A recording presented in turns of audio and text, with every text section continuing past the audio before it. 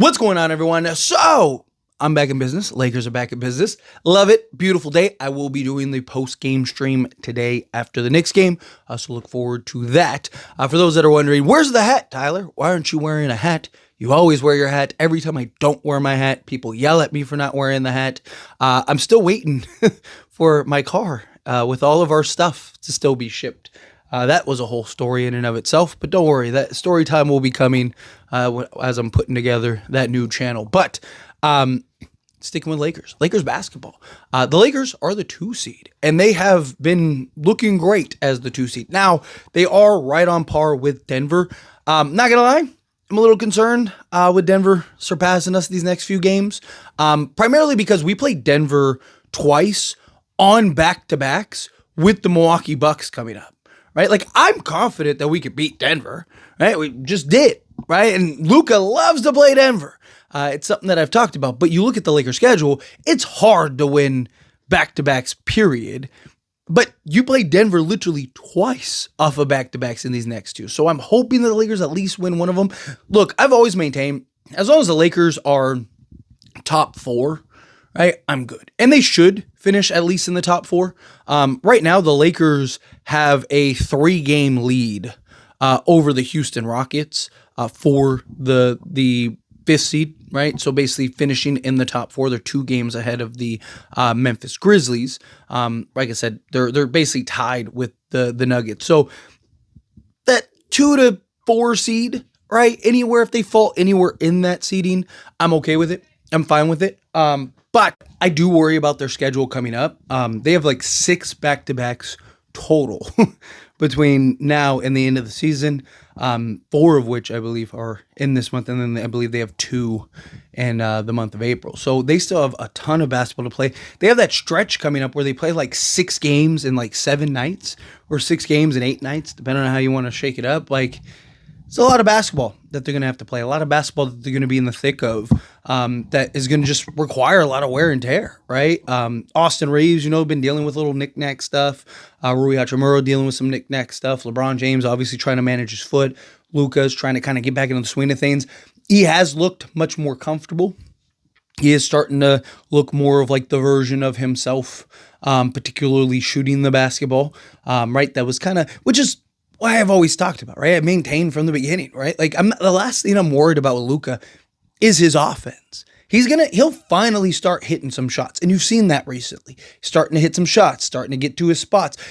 To me, it was, how did he look going into those stretches, right? Like, if he was struggling to get to his spots, if he was struggling to beat guys off the dribble, if he was struggling to get his shot off or create the space, then yeah, now I have a little bit of a concern. But that's not what we saw, right? Like, that's not what we saw at all. We saw him be able to get to all the spots. He just couldn't hit shots. Well, now he's starting to hit shots, and you're starting to see him and that confidence starting to kick up. And now, like, the narrative and the conversation's changing. And now, oh, he loves being a Laker. And, like, oh, they're expecting him to sign long term. Where, 2 weeks ago, they were talking about how, like, oh, you might not sign yet. We're not sure. Like, he's signed. He's not leaving the Lakers. Relax. Like, he's talked about how happy he is. They're celebrating his birthday, handing out birthday cake, and he's over there like all giddy and stuff. Like, things take time, right? He was shell-shocked. Like, give him some time. But you're seeing this team. You're seeing this. What's crazy about the Lakers this season, which got to give a ton of credit to LeBron James, because he's been the one constant, and you have to give a ton of credit to JJ Redick and the coaching staff. Because again, another constant. We have seen essentially 3 different versions of this team. We have seen the no star version, right? We've seen the singular star version, which was basically LeBron James. And then we've seen the Luka version, right?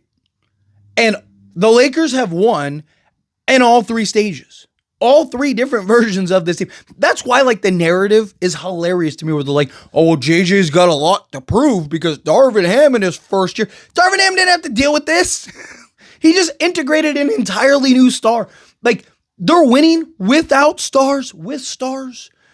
Like, you and me could be on the court, and JJ would find a way to make us look like stars. Like this team has been fantastic. This team, JJ and the coaching staff is better than Darvin Ham and his coach staff. They just are.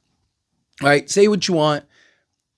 But LeBron deserves a ton of credit too, because LeBron has been the one constant, right? There have been stretches when AD was on this team, and even when he got traded, where he's had to be the guy, right? And he's had to be the superstar, and he's had to really kind of just tap into the reserve a little bit.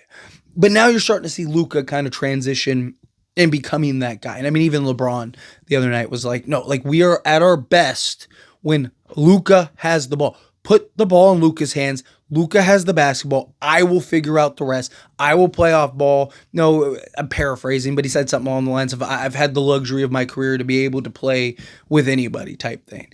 And the Lakers are at the best when Luka has the ball in his hands and LeBron is off ball, right? LeBron gets to play off ball. I mean, this team is terrifying. I said it the moment it happened. I believe that this version of the Lakers has a better chance of winning a championship than the previous version with Anthony Davis. Because now LeBron is your second best player, clear cut, no ands, ifs, buts about it. And also what Luka does besides just scoring the basketball, right? The impact he has.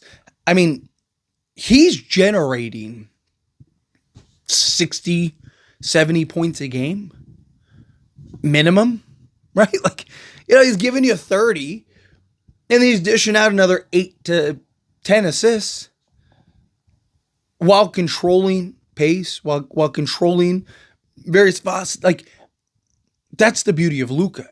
Oh, and you have LeBron James who can do the same thing. Like, oh, yeah, and by the way, you have Austin Reeves, who, yeah, he hasn't played the last 2 games, but can do the same thing, right? Like, it's such a luxury Lakers have. Now, are the Lakers a perfect team? Are they like, I'm still not ready to just like crown them kings of the league, but I think they have a very good chance. I think they're a top. I mean, look, the sample size that we've gotten is large enough. They are a contender. They are. I mean, again, the Lakers are right now the second best team in all of the Western Conference. They're like fourth in all of basketball, right? Like they've done this. Now we have like 23 games left or something, 24 games left, and the Lakers are still the 2 seed in the Western Conference, and have looked like one of the best teams in all of basketball the last 2 months, month and a half. They've been one of the best defensive teams. They've been one of the best offensive teams. I mean, what sample size, how much more do we need to see here? Right? Like, are the Lakers a perfect team? Absolutely not. Do I have concerns with this team? Absolutely. But every team, you can go down the list of every single team and pick apart things. From Boston to Denver to you name it. No team is perfectly constructed. But it's just how well can teams mask their inabilities and ailments. It's what it boils down to. It's what a lot of the playoffs are. Like, who can exploit the opposing team's weaknesses and who does the better job of masking yours, right? Maximize your strengths, hide your weaknesses. And usually it's as simple as that. But teams that are able to best maximize that. Look at Denver when they won the championship, right? They were like the second worst defense in all of the playoffs. They were ranked 15th in total defense during the regular season. They were like the worst defensive team to win a championship in like 40 years, right? But they were still able to win because they were able to mask it. They were so efficient, so good offensively. No one could touch them. The closest anyone came was Phoenix. They had 2 wins, and it took Devin Booker having a all-time great, like literal, historic, no one had ever done it before type of performance, and they still got smacked. He averaged like 70% from the floor during the playoffs, during that stretch. Like, it was insane. The guy couldn't miss from anywhere. 3-point range, 2-point range, you name it. Right? And Denver still ran through, right? Like, again, I'm not saying the Lakers are going to be that. I'm not saying the Lakers are just going to run through the West or anything like that. Teams are better even than last year, but like Lakers have a good chance. There's not a team in the league that I look at and I'm like, oh, I don't think the Lakers can beat them. every team is very beatable. It's just, can we mask our, like, my biggest concern obviously is the center position. I think you're fine during the regular season. Once you get to the playoffs, teams are going to really exploit that. Are you going to be able to mask that? You're going to be able to hide that. You definitely can, right? It's definitely possible, right? But it's going to be a lot of team schemes and, JJ and the coach staff really kind of putting that together. But I have a lot of confidence and a lot of faith in this team. And the Lakers look ridiculous. But going to start getting back into the swing of things here. Just kind of wanted to talk about the game before we get into the game. I will do the post-game stream. I got to start getting caught up on videos and things like that. Like I said, I'm still waiting for like all of my stuff, even like my background stuff, all of my posters and stuff. None of that stuff is here. It's still not coming for like another week. So, anyway, yeah. So that's why I don't have a hat. So I don't have those things, but it's all right. All right. At the end of the day, it's just good conversation. That's why I'm here, and I appreciate y'all. So as always, this is a discussion. Pass a question on you. Let me know your thoughts and opinions down in the comments below. What do you think? How do you feel? What are your thoughts? Do you agree? Disagree? Mixed in the middle? How do you feel? Whatever your thoughts are, I'd love to hear it. So let me know down in the comments below. That being said, if you haven't liked this video, hit that like button. Helps me a lot. So we enjoy these types of videos, and I truly appreciate it. Not subscribe channel, hit that subscribe button. Turn on the bell notifications. Appreciate y'all. See you in the next one. Thank you.